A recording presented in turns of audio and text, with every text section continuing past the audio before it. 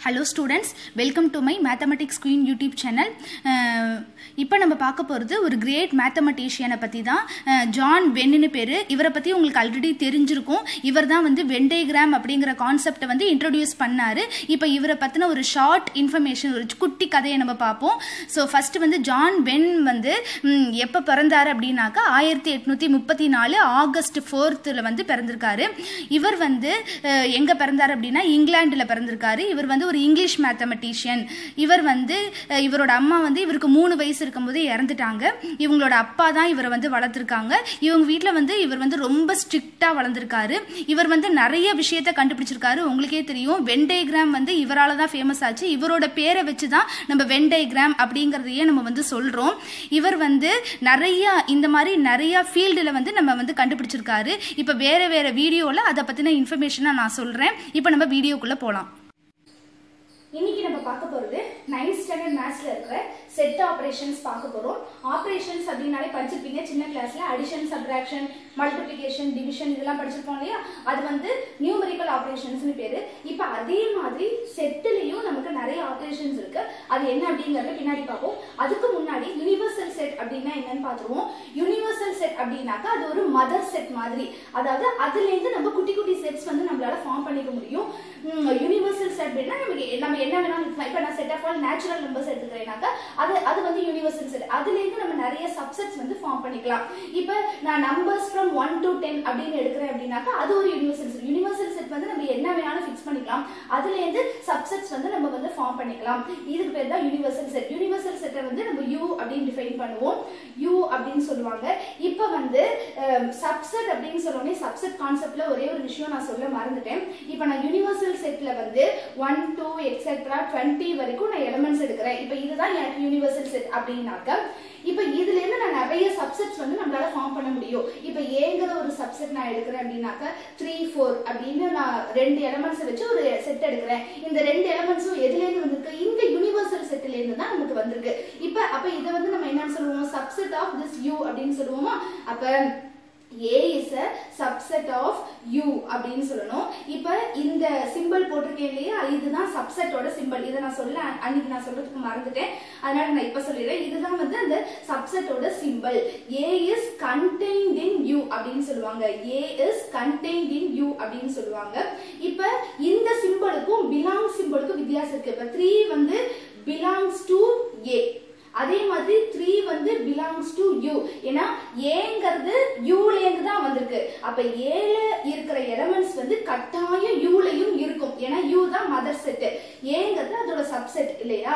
So Aல எந்த elements எடுத்துக்கிட்டாலும் அது டெஃபினட்டா எதுலயும் இருக்கும், நமக்கு Uலயும் இருக்கும். ஆனா Uல இருக்கிற எலிமெண்ட்ஸ் வந்து இதுல இருக்கணுங்கிற அவசியம் கிடையாது. இப்ப நான் 3 4 மட்டும் தானே Aல எடுத்திருக்கேன். இப்ப நான் 5ங்கிற ஒரு எலிமெண்ட் Uல எடுத்துக்கிட்டேன்னா அது டெஃபினட்டா Aல இருக்காது. அதனால A தான் contained in U வை தவிர U is not contained in A. இந்த கான்செப்டை முதல்ல வந்து புரிஞ்சுக்கணும். சப்செட் அப்படின்னாக்க இதுல இருந்து இதுக்கு வரும், ஆனா இதுல இருந்து இதுக்கு வரணுங்கிற அவசியம் கிடையாது. அதே மாதிரி இது வந்து வேற, இது வந்து வேற. 2 சப்செட்டை கம்பேர் பண்ணணும், ஒண்ணுக்குள்ள ஒண்ணு இருக்கா அப்படின்னு பார்க்கணும்னா தான் இந்த சப்செட் சிம்பிள் யூஸ் பண்ணுவாங்க. ஆனா இது வந்து எலிமெண்ட், இந்த எலிமெண்ட் வந்து இந்த செட்டுக்குள்ள இருக்கா இல்லையா அப்படின்னு டிஃபைன் பண்றதுக்கு தான் இந்த பிலாங் சிம்பிளை யூஸ் பண்ணுவாங்க. இது வேற, இது வேற, இந்த சிம்பிள் வேற, இந்த சிம்பிள் வேற. ஒரு எலிமெண்ட்டை பத்தி சொல்லணும்னா பிலாங்ஸா டசன்ட் பிலாங்ஸான்னு சொல்லணும். ஒரு சப்செட்டை பத்தி, ஒரு செட்டை பத்தி நம்ம சொல்லணும், டிஸ்கஸ் பண்ணணும்னாக்க அந்த செட் வந்து சப்செட் ஆஃப் ஒரிஜினல் செட்டா இல்ல சப்செட் ஆஃப் வேற ஏதாவது ஒரு செட்டா அப்படின்னு நம்ம டிஸ்கஸ் பண்ணணும்னாக்க தான் இந்த சப்செட்டோட சிம்பிளை நம்ம வந்து யூஸ் பண்ணணும். சப்செட் அப்படின்னு வந்துட்டாலே இதுல இருக்கிற எலிமெண்ட்ஸ் எல்லாம் டெஃபினட்டா இதுல இருக்கும். ஆனா இதுல இருக்கிற எலிமெண்ட்ஸ் எல்லாம் இதுல இருக்கணுங்கிற அவசியம் வந்து கிடையாது. இதுல வந்து ப்ராப்பர் சப்செட்டோட சிம்பிள் எப்படி வரும் அப்படின்னாக்க இப்ப இது வந்து சாதாரண சப்செட். இப்ப ஏங்கிறது ப்ராப்பர் சப்செட் தானே, ஏன்னா இதுல இருக்க எலிமெண்ட்ஸ் மொத்தமா இதுக்குள்ள வந்தாச்சு. அதனால ப்ராப்பர் சப்செட் அப்படின்னாக்க வெறும் கண்டெயின், இந்த சிம்பிள் மட்டும் ஈக்குவல் டு சிம்பிள் போடாம இப்படி போட்டோம் அப்படின்னு சொன்னாக்க இது ப்ராப்பர் சப்செட் அப்படிங்கறதோட சிம்பிள். இது ஜெனரலா இப்படி போடலாம், இல்ல ப்ராப்பர் சப்செட்னு நம்ம பர்டிகுலரா டிஃபைன் பண்ணனும்னா இந்த மாதிரி நம்ம போடலாம். இந்த சிம்பிளுக்கும் இந்த பிலாங் சிம்பிளுக்கும் நிறைய வித்தியாசம் இருக்கு. ஒரு எலிமெண்ட்டை வச்சு சொல்லணும் அப்படின்னாக்க ஒரு எலிமெண்ட் வச்சு சொல்லணும்னா பிலாங் சிம்பிள் போடணும். ஒரு செட்டையும் இன்னொரு செட்டையும் நம்ம கம்பேர் பண்ணணும் அப்படின்னாக்க இந்த கண்டெய்ன்ட் இன் சிம்பிள் போடணும். இப்போ நான் இதையே பாருங்க, இப்போ 3 belongs to ஏவா, நான் 3 செட் பிராக்கெட் குள்ள போட்டேன் அப்படின்னாக்க இது ஒரு செட்டா மாறிடும் இல்லையா.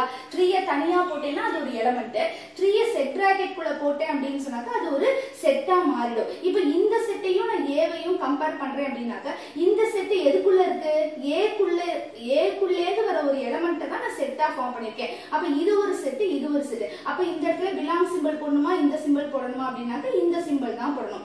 இப்படியும் போடலாம், இப்படி கோடு போட்டு போடலாம், அது ஒன்றும் தப்பு கிடையாது.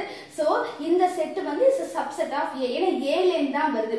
இப்போ ஏங்கிறது யூனிவர்சல் செட்டோட சப்செட் தானே. அப்ப இத வந்து நம்ம யூனிவர்சல் செட்டுக்கும் என்னன்னு சொல்லலாம், சப்செட்னு சொல்லலாம். ஏன்னா யூனிவர்சல் செட்லயும் 3 இருக்கு. 3ங்கிற செட்டை வந்து 3ங்கிற எலிமெண்ட்டை வச்சு நான் ஒரு செட் ஃபார்ம் பண்ணிருக்கேன், சிங்கிள்டன் செட் ஃபார்ம் பண்ணிருக்கேன். சோ இந்த செட்டை நம்ம சப்செட் ஆஃப் யூனிவர்சல் செட்னு சொல்லிக்கலாம். நெக்ஸ்ட் நம்ம என்ன பார்க்க போறோம்னா காம்ப்ளிமெண்ட் ஆஃப் a செட். ஒரு செட்டுக்கு காம்ப்ளிமெண்ட் எப்படி கண்டுபிடிக்கிறது அப்படின்னு பார்க்க போறோம். காம்ப்ளிமெண்ட்ங்கிற வேர்டு வந்தாலே நமக்கு அதுக்கு யூனிவர்சல் செட் தேவை. அதனால தான் ஃபர்ஸ்ட் நான் யூனிவர்சல் செட்னா என்ன அப்படின்னு எக்ஸ்பிளைன் பண்ணிட்டேன்.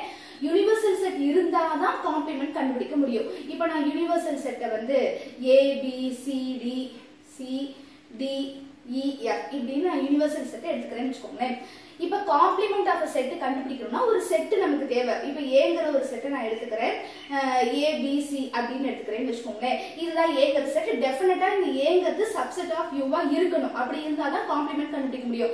காம்ப்ளிமெண்ட் கண்டுபிடிக்கிறதுக்கு நமக்கு என்னென்னலாம் வேணும், யூங்கிற ஒரு யூனிவர்சல் செட் வேணும். இன்னொன்னு அதோட ஏதாவது ஒரு சப்செட்டை நம்ம எடுத்துக்கணும். அந்த சப்செட்டுக்கு தான் நம்ம காம்ப்ளிமெண்டே கண்டுபிடிக்க போறோம். இப்ப ஏங்கிற ஒரு செட் வந்து யூல இருந்து எடுத்து எழுதியிருக்கேன், ஒரு சப்செட்டை எடுத்திருக்கேன், ABC எடுத்துக்கேன். இப்போ நான் இந்த ஏங்கிறதுக்கு தான் காம்ப்ளிமெண்ட் கண்டுபிடிக்க போறேன். காம்ப்ளிமெண்ட்னா இப்படி டேஷ் அப்படின்னு சொல்லுவாங்க, A டேஷ் அப்படின்னு சொல்லுவாங்க. இப்போ A டேஷ் அப்படின்னாக்கா அதோட காம்ப்ளிமெண்ட்னு அர்த்தம். அப்படின்னு அர்த்தம் காம்ப்ளிமெண்ட்னாலே ஏல இல்லாத எலிமெண்ட்ஸை எடுத்து எழுதணும். எதுல இருந்து எடுத்து எழுதணும், யூல இருந்து எடுத்து எழுதணும். வேற ஏதோ ஒரு செட் கண்ணாப்பின்னா எடுத்து எழுதக்கூடாது. யூங்கிற செட் தான் இப்ப நமக்கு மதர் செட், யூனிவர்சல் செட். இந்த செட்ல இருந்து நம்ம ஏங்கிற செட் எழுதியாச்சு. இப்ப ஏவோட காம்ப்ளிமெண்ட் அப்படின்னு என்ன அர்த்தம், இதை தவிர பாக்கி என்னெல்லாம் யூல இருக்கோ அதெல்லாத்தையும் எடுத்து எழுதணும்னா அதுதான் காம்ப்ளிமெண்ட் ஆஃப் செட் அப்படின்னு அர்த்தம். இப்ப ஏபிசியை விட்டுறணும் யூனிவர்சல் செட்ல இருந்து, பாக்கி என்னெல்லாம் இருக்கு, DEFன்னு இருக்கு. அதுதான் நமக்கு complement of set, complement of this set A. Next இந்த காம்ப்ளிமெண்ட் ஆஃப் செட்டை வந்து வென் டயகிராம்லயும் ரெப்ரசென்ட் பண்ணலாம். வென் டயகிராம்ல எப்படி ரெப்ரசென்ட் பண்றது அப்படின்னு பாக்குறேன். சாதாரண ஒரு இதுலயும் ரெப்ரசென்ட் பண்ணலாம். வென் டயகிராம்ல ரெப்ரசென்ட் பண்ணும்போது ஒரு பெரிய பாக்ஸ் நமக்கு முதல்ல யூனிவர்சல் செட் வேணும் இல்லையா. காம்ப்ளிமெண்ட் டிஃபைன் பண்றதுக்கு யூனிவர்சல் செட் வந்து வேணும். அந்த யூனிவர்சல் செட்டை நான் இப்படி பாக்ஸா ரெப்ரசென்ட் பண்ணிக்கிறேன். இதுதான் எனக்கு இப்ப யூனிவர்சல் செட். இப்ப இந்த யூனிவர்சல் செட்டுக்குள்ளே ஒரு சப்செட் நம்ம ஃபார்ம் பண்ணிக்கணும். அதுதான் நமக்கு A. அப்ப அந்த சப்செட்டை நான் வந்து இந்த யூனிவர்சல் செட்டுக்கு உள்ளுக்குள்ள எடுத்துக்கணும். சோ இதுதான் நமக்கு A அப்படிங்கிற செட். இப்ப நம்ம என்ன பண்ண போறோம், இந்த Aங்கிற செட்டுக்கு தான் காம்ப்ளிமெண்ட் கண்டுபிடிக்க போறோம். அப்படின்னா என்ன அர்த்தம், யூனிவர்சல் செட்ல இருந்து இந்த Aவை விட்டுறணும். இப்படி Aவை மறைச்சுக்கோங்க. மறைச்சிட்டு பாக்கி இந்த யூனிவர்சல் செட்ல என்னென்ன இடமெல்லாம் இருக்கோ, என்னென்ன பிளேஸ்லாம் இருக்கோ அதுதான் நமக்கு வந்து A dash complement of a set அப்படின்னு அர்த்தம். சோ இதுதான் இப்ப நான் ஷேட் பண்ற இந்த போர்ஷன் தான் நமக்கு வந்து இந்த ஏங்கிற செட்டோட காம்ப்ளிமெண்ட். சோ காம்ப்ளிமெண்ட் கண்டுபிடிக்கணும். எப்படி வென் டயகிராம்ல ரெப்ரசென்ட் பண்றதுன்னா அதுக்கு முதல்ல ஒரு யூனிவர்சல் செட் வேணும். யூனிவர்சல் செட்டை வந்து நான் இந்த ரெக்டாங்கிள் மாதிரி மென்ஷன் பண்ணிருக்கேன். அதுக்கப்புறம் ஒரு சப்செட் வேணும். அந்த சப்செட்டை நான் ஏன்னு மார்க் பண்ணிருக்கேன், அந்த யூனிவர்சல் செட் உள்ளுக்குள்ள மார்க் பண்ணிருக்கேன். இப்போ நான் ஏவோட காம்ப்ளிமெண்ட் கண்டுபிடிக்கணும் அப்படின்னாக்க என்ன செய்யணும், இந்த செட்டை அப்படியே மறைச்சுக்கணும். மறைச்சிட்டு பாக்கி இருக்கிற இடத்துல எல்லாம் ஷேட் பண்ணோம்னா இதுதான் நமக்கு A காம்ப்ளிமெண்ட், A டேஷ் அப்படின்னு. Next concept union of two sets. ரெண்டு செட்ஸோட யூனியன் எப்படி கண்டுபிடிக்கிறது அப்படின்னு பார்க்கணும். இப்ப ஏங்கிற நான் ஒரு செட், இதுக்கு சப்செட்லாம் இல்ல, ஏதோ ரெண்டு வேற வேற செட் எடுத்துப்போம். 1 2 3 4 நான் ஒரு செட் எடுத்துக்கிறேன். Bங்கிறது வந்து ஏதோ ஒரு இன்னொரு செட், A 1 2 3 B இப்படி ஏதோ ஒன்று எடுத்துப்போம். A B ரெண்டு லெட்டர் கலந்து அதுக்கப்புறம் 1 2 எடுத்துப்போம். இப்படி ரெண்டு செட்டு. இப்ப பாருங்க இந்த ரெண்டு செட்டையும் நான் வந்து யூனியன் பண்ண போறேன். A union B. தமிழ்ல இத சேர்ப்பு கடம் அப்படின்னு சொல்லுவாங்க. A யூனியன் B கண்டுபிடிக்க போறேன். அது எப்படி எழுதணும் அப்படின்னாக்க Aவையும் Bயும் ஜாயின் பண்ணி எழுதினோம். எழுதும் போது எலிமெண்ட்ஸ் வந்து ரிப்பீட் ரிப்பீட்டேஷனா வரக்கூடாது. செட்டுக்குள்ள ஒரு எலிமெண்ட் வந்து ஒரு தடவை தான் ரிப்பீட் ஆயிருக்கணும். அதுதானே ரூல் நமக்கு. முதல்ல ஏங்கிற செட்டை நீங்க ஃபுல்லா எழுதிக்கோங்க. 1 2 3 4. அதுக்கப்புறம் பிங்கிற செட்டை எழுதுங்க.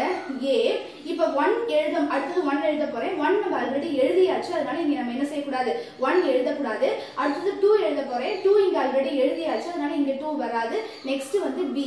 இப்படிதான் வந்து ஏவையும் பியும் ஜாயின் பண்ணி எழுதணும். இப்ப ஏவையும் பியும் வந்து நமக்கு வந்து ஏல இருக்க கொஞ்சம் எலிமெண்ட்ஸ் வந்து பில இருக்கு இல்லையா? அப்படின்னாக்க இந்த ரெண்டு செட்டுக்கு பேரு ஓவர்லாப்பிங் செட் அப்படின்னு பேரு. இப்ப இது நம்ம வென் டயகிராம்ல எப்படி மார்க் பண்ணுவோம்னா, இது வந்து செட்டு ஏ, இதோட கொஞ்சம் எலிமெண்ட்ஸ் தானே வந்து பில இருக்கு. அப்ப என்ன செய்யணும்னாக்க இப்படி நான் பி அப்படின்னு போடணும். சரியா? ஏங்கிற செட்டு பிங்கிற செட்டு ஃபுல்லுமே ஏல இருக்கிற எந்த எலிமெண்ட்ஸுமே பில இல்ல, பில இருக்க எந்த எலிமெண்ட்ஸுமே ஏல இல்ல அப்படின்னா டிஸ்ஜாயின் செட்ஸ் அப்படின்னு அர்த்தம். ரெண்டுத்துக்குமே சம்பந்தமே கிடையாது. இதுல வேற எலிமெண்ட்ஸ் இருக்கு, இதுல ஃபுல்லா வேற எலிமெண்ட்ஸ் இருக்கு அப்படின்னாக்க டிஸ்ஜாயின் செட்ஸ். அதை நம்ம எப்படி ரெப்ரசென்ட் பண்ணணும்னா இப்படி தனித்தனியா எழுதிக்கலாம். இது தனித்தனியா ரெப்ரசென்ட் பண்ணலாம். இது ஏ பி, ஏக்கும் பிக்கும் எந்த எலிமெண்ட்ஸுமே காமனா கிடையாது, ஃபுல்லா டிஸ்ஜாயிண்டா இருக்குன்னா இப்படி எழுதணும். இப்ப ஏல இருக்கிற ஏல ஃபுல் எலிமெண்ட்ஸுமே இல்ல, ஆனா ஏல இருக்கிற கொஞ்சம் எலிமெண்ட்ஸ் வந்து நமக்கு பில இருக்கு இல்லையா? அதனால இந்த ரெண்டு செட்டுக்கு பேரு ஓவர்லாப்பிங் செட் அப்படின்னு பேரு.